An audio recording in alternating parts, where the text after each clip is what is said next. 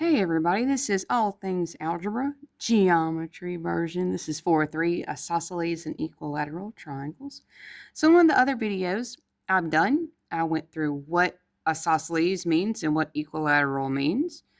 Isosceles means you have two congruent sides. These are called the legs. So the ones that are equal to each other, I'm looking at this little mark right there, the little tick mark right there. It means that BA and BC are equal to each other. The angle where the legs intersect is called the vertex angle. This is angle 1. So this is your vertex angle.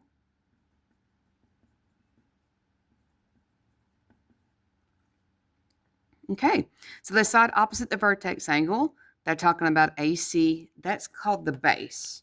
So this is the base. That's the third side that's not equal to the other two. Now, you have angles that are on the base, this angle 2 and angle 3. Those are the two angles that are equal to each other, and those are called your base angles.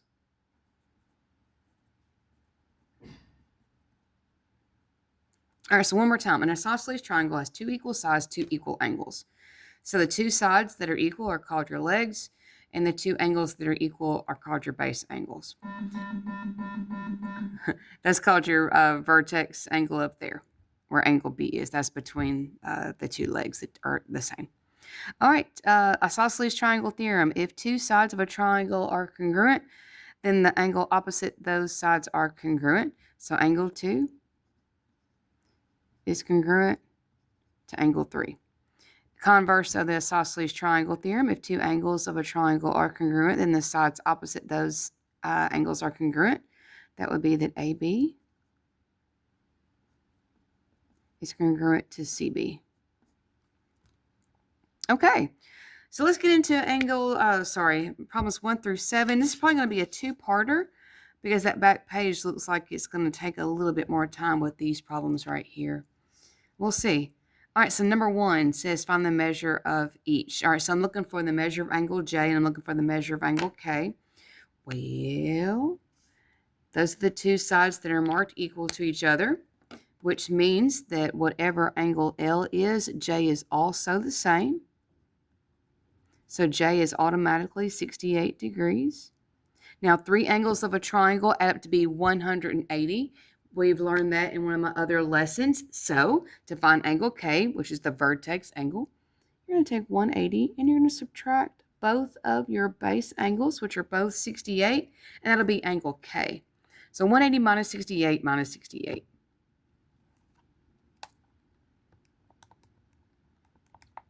Now, if you have a student or you are a student that wants to add 68 and 68 first and then subtract that total from 180, that's fine. You're going to get the same answer.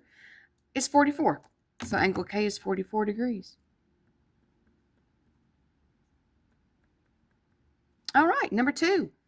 Okay, so here are my congruent legs, CD and ED, which means my base angles, C and D, are equal to each other. So these numbers right here will be the exact same. Now, because I've been given the vertex angle and I know these two are equal to each other, there's a shortcut. And if you watch any of my videos, you guys know I'm a shortcut kind of girl. The shortcut is you're going to take 180, which is the sum of all three. You're going to subtract the one that you have, the vertex angle. So 180 minus the vertex angle. And that gets you 74 in this case. Well, what 74 is angle C and angle E together. And because together they're 74 and they're the exact same, I can divide that number by 2 to find out what each one of them is. So 74 divided by 2 means that each one is 37. So angle C is 37 and angle E is 37. And it's not a bad idea to check your answer. Remember, three angles of a triangle add up to be 180. And so if you take your vertex angle and add the 37 and 37 to get 180, it's a good check. We're good to go. So there's a shortcut if you're a shortcut kind of person. All right, number 3. YX and YZ are my legs. I know that because 77 being equal to 77, those are my base angles. Okay, so they want to know what YZ is. Well, this is the other leg. So if one of the legs is 12, then the other leg is automatically, 12. Sorry, my pencil jumped out of my hand. And of course, they want angle Y. Well, angle Y is the vertex angle. And I'm going to take 180 and subtract the angles that I do have to find angle Y. So 180 minus 77 minus 77. Now, again, if you want to add the 77 with itself before you subtract from 180, that's fine. You're going to get the same answer. 26. So angle Y is 26 degrees. Okay. Now, if I get to going too fast and, you need to pause the video, you go right ahead and ask a question as we go. Okay, number 4. All right, visual people, here are my legs. Those are the ones that are marked equal to each other. What that means to you is that my base angle 5x plus 9 and my other base angle 8x minus 30 are equal to each other.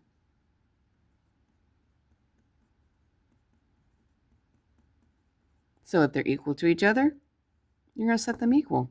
Now, again, I'm a shortcut kind of person, so I will always subtract the smaller x first. Now, again, I haven't taught Algebra 1 in a very, very, very long time. So I know Algebra 1 teachers do a lot of things in steps. But in geometry is just not like that. There are no certain steps in a lot of situations. Geometry is a very situational type math. So with that being said, I will try to do the same steps over and over and over again if I can. But in a lot of cases, that's just not possible. So I don't know what the steps are for Algebra 1, but I always move the small x first to make my life easier. And then I move the number that does not have an x. And then last step, I divide by the number that's with the x. So 39 divided by 3. Hang on. All right, sorry, you guys. That was my principal. This is the last day of school. All the students are gone. Yeah, she was just telling us kind of what the schedule was. All right, so I'm going to divide by 3, and I get x's, it's 39 divided by 3, 13. Now, this is geometry, so I need to check back to make sure that, that's actually what they want me to find. It says find the value of each variable. I found x. X is 13. We're done. So sometimes you have to plug back in to find an angle. Not so in this case. They just wanted the variable. So, okay, I'm good. All right, number 5. There are my legs, which means the two angles that I'm looking at are my base angles. So 4x plus 7 and 9x minus 33 are equal to each other. So 4x plus 7 equals 9x minus 33. All right. So I'm going to move my small x first. Honestly, don't care what my students do.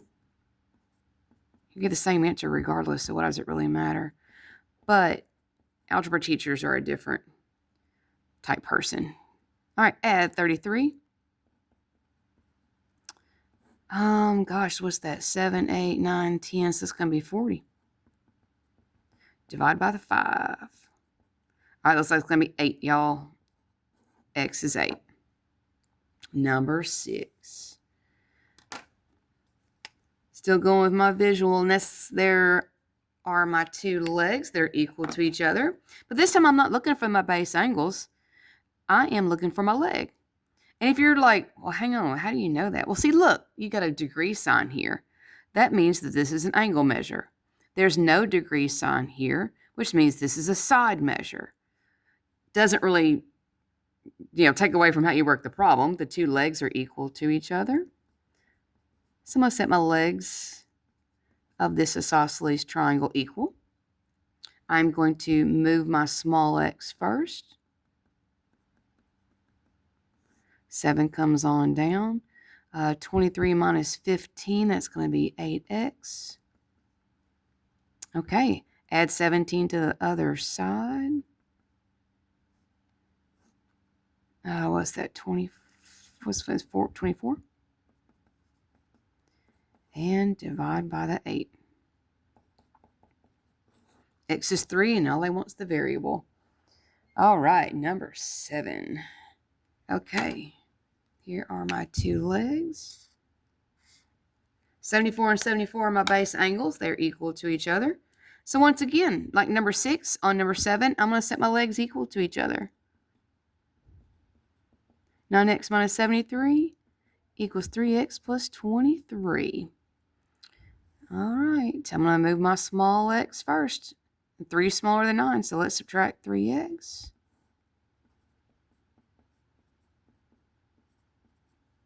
All right, I'm going to add the 73. If I get my pen to act right. Let's see, that's 6, 7, 8, 96. Oh, I have no idea what 96 divided by 6 is. 96 divided by 6. 16. All right, looks like x is 16. Okay, so I'm 11 minutes into the video, and I know the back is going to be a little bit longer, so I'm going to cut this as part 1, and I will turn the page and do part 2. Okay, see you in just a minute.